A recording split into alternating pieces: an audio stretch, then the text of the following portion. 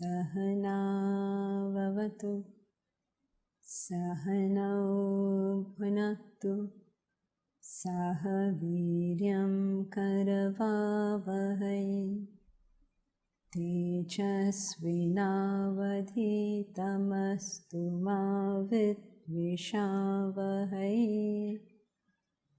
Om Shanti Shanti Shanti.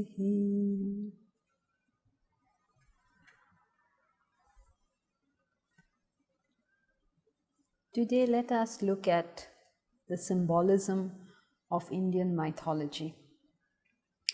Vedanta is the fountainhead behind everything Indian. Its literature, its culture, its architecture, its paintings, everything, its festivals, everything derives from its ancient philosophy Vedanta. And if you understand the principles of Vedanta, suddenly you will begin to see the meaning in all that is going on around us in Indian life. The first thing that strikes you when you look into the Indian mythological scene is this huge pantheon of gods. It's not 1 or 2 or 5 or 10 or any kind of finite number to this. We are told that it is 33 crore gods. Just the amazing number of gods is shocking. And very surprisingly, Hinduism is monotheistic. Vedanta is a monotheistic religion. It is not polytheistic, and it has been accused of being polytheistic, condemned of being polytheistic when it is not. Now, then how do you explain the one God of Vedanta with this pantheon of divinities and deities? For that, we have to understand the basic philosophy of Vedanta. Human life is dedicated to the mission of self-realization. What is the purpose of human existence? The purpose of human existence is to realize our own divinity. This is why we are here. This is what we are doing here, what we should be doing here. And what we are doing here is only various things to understand, to recognize our own divinity. Now, though we are all in pursuit of divinity, how do we say we are in pursuit of divinity? Most people are in pursuit of the world. We say that everybody is in pursuit of divinity because that divine state is the state of infinite happiness. And what everybody is seeking, regardless of what they are actually doing, is happiness. More and more infinite happiness. That's all we are really seeking. And since that state is the state of infinite happiness, everybody really, whether they know it or not, whether they go this direction or that direction, are really in pursuit of that divinity. But that pursuit doesn't get them that. Whatever we do in life, it's not getting us that divinity. It's not getting us that infinite, all-pervading happiness. So we have to make some deliberate attempts then to get there, conscious attempts to get there. But if you tell a man that, don't pursue whatever you're pursuing and pursue divinity, this would be very difficult for him to do. So the ancient sages, the sages of yore, came up with this wonderful concept, ingenious concept of helping every single person think of God. Instead of telling people, think of God, this ingenious plan they had was, instead of telling people think of God, they went and planted a God wherever our thoughts went. So if your thought went to knowledge, you're praying to Saraswati. And if it went to wealth, then it was Lakshmi. If you wanted strength, it was Hanuman. Various gods were created, 33 crores of them, because there are that many types of thoughts you can have. Each one, everything in India is divinized. Trees are divinized, animals are divinized, even diseases are divinized. If you get smallpox, you say, Devi has come, goddess has come.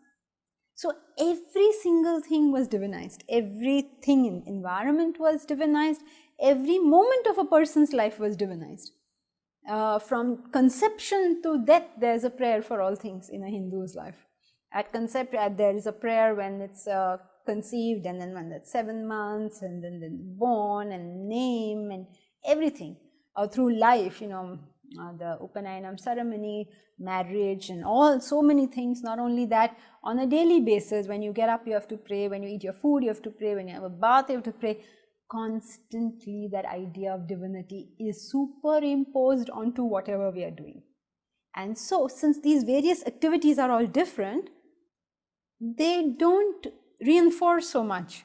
But since that one thought of God is reinforced all the time, slowly, the thought of God, the thought of divinity gets reinforced. That is why there is so much of a divine presence in India. And even today, it is the spiritual capital, maybe. People who want to be spiritual come to India. Why? Because everything is divinized. And that's how they kept that feeling of divinity pervading each person's life over here. Even if you do negative things, they call it by God's name. Everything, just everything. If you drink liquor, then you're drinking Somras or Shiva. So every single thing here has become divinized. And that's why we have this pantheon of gods. It all derives from the root philosophy that the way to realize the self is to think about the self. The way to God realization is to think about God realization. So by putting it in all these things, the sages manage to keep our thoughts on God regardless of what we may think we want.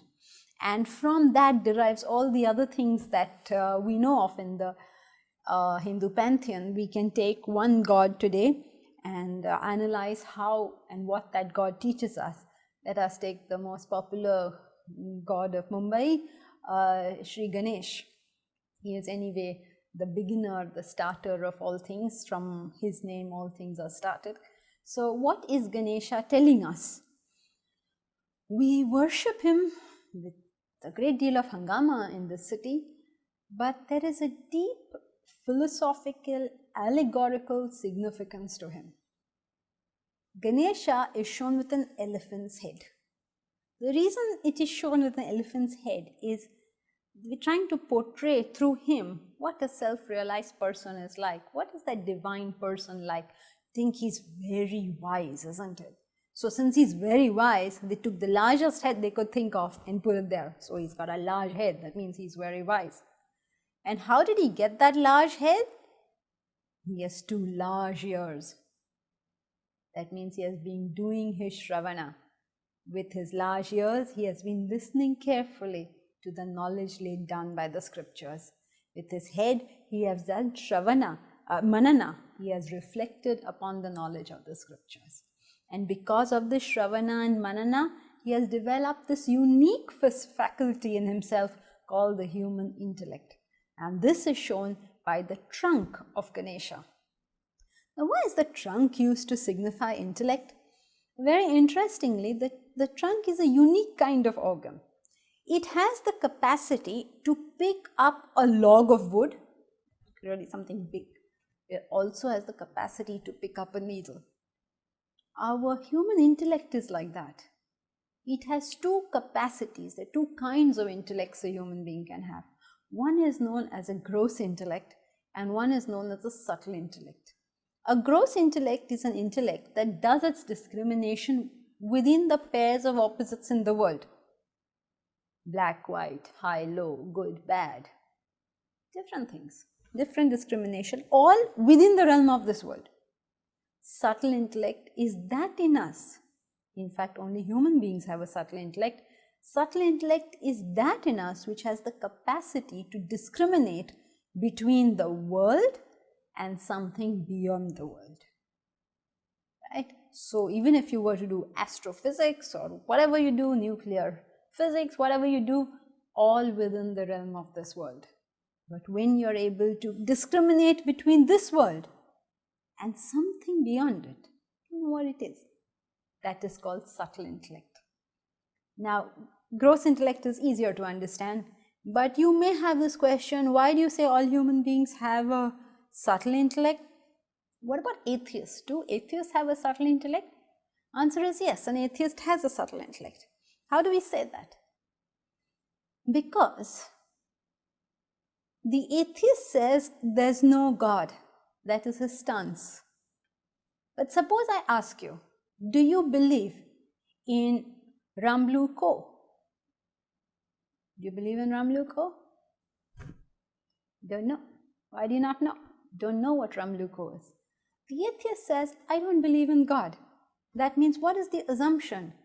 That he has made some kind of discrimination to know some God which he's going to reject. You can only reject something that you have conceived. So even the subtle intellect, even an atheist subtle intellect has conceived the transcendental. It has made a difference between the world and the transcendental, conceived it and then rejected it.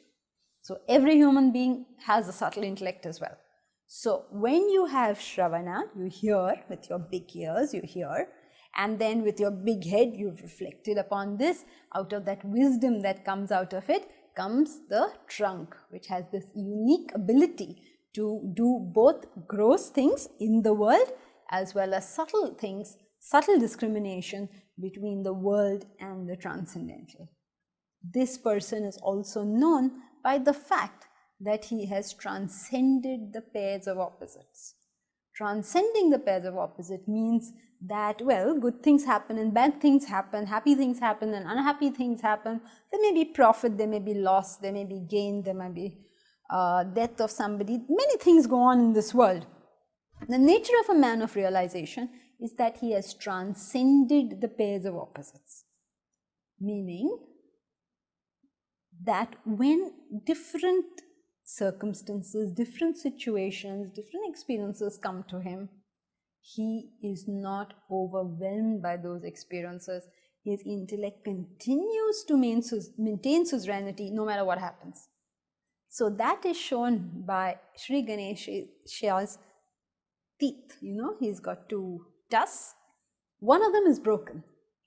This one full and one half is trying to indicate to us that he has transcended the pairs of opposites. He is not overwhelmed by whatever opposites the world has to offer us. That is indicated also by his large belly, which tells us that he can digest anything. He has a large belly, he can digest any experience that comes his way. And at his feet sits a little rat. And along with the rat, there's a whole bunch of goodies there. And the rat normally would be eating those goodies, but this rat is not doing that. This rat is looking up at Ganesha, asking as it were for permission to partake of that. The rat indicates desire. The rat is associated with desire because of the strange capacity of the rat. Go on eating and on collecting. And it collects so much, it fills its burrow with food and continues to collect, and the rat forgets about his burrows. Just as we keep on collecting and collecting and collecting, and if any one of us had to make an inventory of the things in our house, we probably wouldn't be able to. And very often we open a mala or we open a cupboard and we say, oh, I didn't know I had this. It's like a rat, yes. So the rat collects and forgets. So this rat represents desire. Now this desire, Ganesha's desire, is not jumping onto the sense objects, all the goodies there, but is taking the permission of the intellect before he enjoys the objects. So all this is a portrayal of this and many other things, of course. They're all portrayals of how a man of realization acts. All of our mythology derives from this. A simple concept like Brahma, Vishnu, Maheshwara is only telling us what this world is all about. Brahma is creation, Vishnu is maintenance, Shiva is destruction. So what is the world? It is ruled by Brahma, Vishnu and Maheshwara. Means what? It is ruled by creation, maintenance, destruction. And these three are not three different forces, but the same force, and that is indicated by Lord Dattatreya, all three in one form. People worship these figures and with no idea what this means. It only tells us the world is change. Be careful, the world is change. It has creation, maintenance and destruction. And also very interestingly, these three gods are married. Brahma is married to Saraswati, the goddess of learning, the goddess of knowledge. That's an interesting thing, isn't it? Why is Brahma married to Saraswati? Because to create anything requires knowledge. Vishnu is married to Lakshmi because to maintain anything, what is required is wealth. And Shiva, the destroyer, is married to Parvati because a destroyer is a destroyer only if, she's also known as Annapurna. So a destroyer is also known as a destroyer only when there is Anna or perishable objects. Only in the presence of perishable objects can the destroyer have any force. So she's Annapurna, the provider of these perishable objects. So if you carefully study mythology, you understand how much allegorical significance the whole thing has and how closely knit to Vedanta these concepts are. Take for instance Krishna and the Mahabharata. All the stories are doing nothing but explaining the kernel of the Mahabharata, which is the Bhagavad Gita. So if you take Krishna for instance, the word Krishna, it means dark. Dark represents something which is unknown, something that we are ignorant of. So what is this that we are ignorant of? We are ignorant of Krishna. We are ignorant of that dark, the self within. We don't know it. It is in darkness, as it were, for us. So Krishna represents the ultimate truth, our real self. He is dark, unknown to us. He is supposedly born in prisons. You know the story that when he is born in a prison. He is born. Where is Krishna born? In a prison. Which prison? This one. This is the prison he is born in. But the moment he is born, the chains snap and he is taken away. The moment Krishna comes to our cognition, he can no longer be bound. Our real self can no longer be bound. And similarly, throughout the Mahabharata and Bhagavatam, there are various stories of pertaining to this allegorical significance to so many spiritual matters. And one story that comes to mind is the famous story of Kalya Naga. I'm sure you're all familiar with this story of the Kalya Naga. The story is that there's a river, and in that river there is the snake, the Kalya Naga, and he's poisoning that lake, that river. And Krishna jumps in and he battles with him. And the battle rages on and on. The more heads he chops off, the more heads come, until eventually he's able to conquer this demon in the river, and then the wives of the demon come and offer him trays of food and all the jewelry and so many things. Now this is a very simple allegory. The river is nothing but our mind. The mind is nothing but a river or a flow of thoughts. Inside this river lives this demon of all these negativities. With the thought of Krishna, we must learn to kill the various negativities in our mind. When we think of the higher, the thought of Krishna, these negativities can be killed. But the strange thing about negativities is that you kill one, and then guess what? More come up. You kill those, and then what? More come up. So the story is trying to tell us that you get rid of one problem, it's not like you've reached the end. Many more negativities are there inside the deep recesses of our mind, and as we keep on cleaning, we will actually see them more. Just as if you go to a really dirty room, you say it's a really dirty room. But if it's a really clean room, even a slight speck on the wall will immediately attract your attention. So as the quantity of negativities reduce, actually you begin to see more negativities. This is natural on the spiritual path. Do not get overwhelmed by that. Don't say, oh my God, I did so much and there's still so much. it always appears more. The cleaner the room, the more negativities appear. The most gross people do not see any faults in themselves. It is only the pure people who begin to see the faults in themselves. So as you go on in the journey, you will see more and more faults. It is not that they are actually much more, but a cleaner room will exhibit even the smallest stain much more clearly. Similarly, as we are on the path, we will see more and more negativities within us. We ought not to get discouraged, but continue. And once we continue, slowly all of them will be killed, all of them will be removed. And then what? The wives of the Naga come and hand Krishna many trays of food and jewelry and so many things. In other words, when we get rid of our negativities within us, prosperity will stand at our beck and call. It will come and be offered to us. So, stories, whether it is images of gods or whether it is stories, all of them are trying to tell us these important spiritual truths. Take the great epic Mahabharata, for instance. Mahabharata is the story of this fratricidal war that took place, and there's a lot of discussion that takes place. Did the Mahabharata war take place on the battlefield of Kurukshetra? Philosophically, this is not our subject. It is a matter for a historian to find out whether the battle actually took place.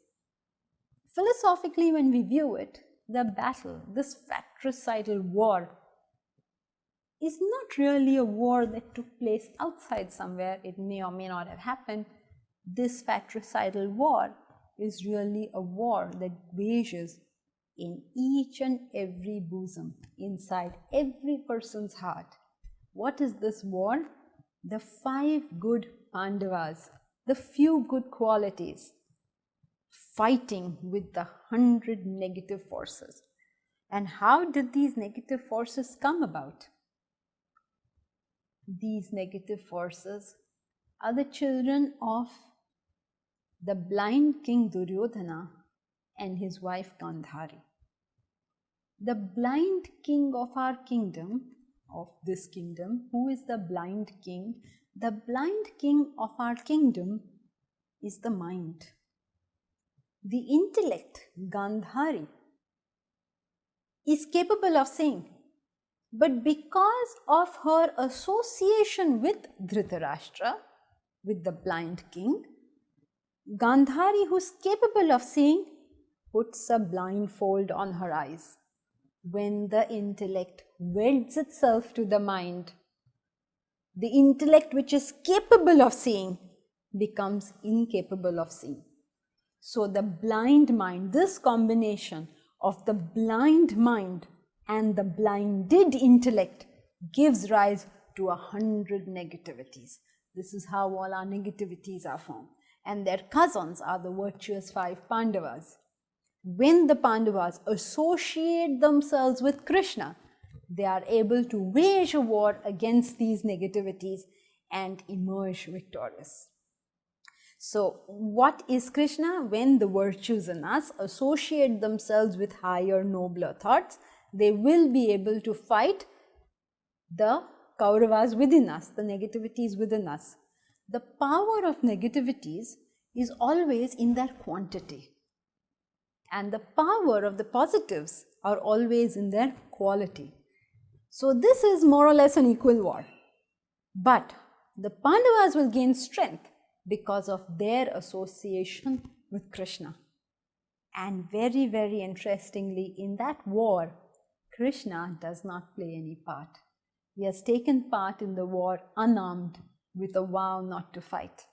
This indicates that the self within us doesn't do anything. It is the energizing, enlivening force within us. When we associate with the self, when our thoughts are on the self, we will be able to deal with the negativities. And the Bhagavad Gita also tells us that. Uddharedat atmanat atmanam, says raise yourself by yourself. Associate yourself with the self within and then put in your efforts to rise. God is not going to fight this war for you. you will have to fight this war yourself. Each one of us, for ourselves, will have to take the determined step of doing it ourselves. There is going to be no divine intervention. On the other hand, if we fight it by our own selves, with our own egos, we may lose this war. But if we go and associate ourselves with the self, we are fighting these negativities with the hope of removing all the negativities and reaching the self within, we will find ourselves becoming capable, more and more capable of waging this war and winning it. So every part of mythology, if you look at, we've just touched a few topics today, everything including temple architecture, dance, literature, culture, festivals, everything in India is somehow related to those same Vedantic concepts.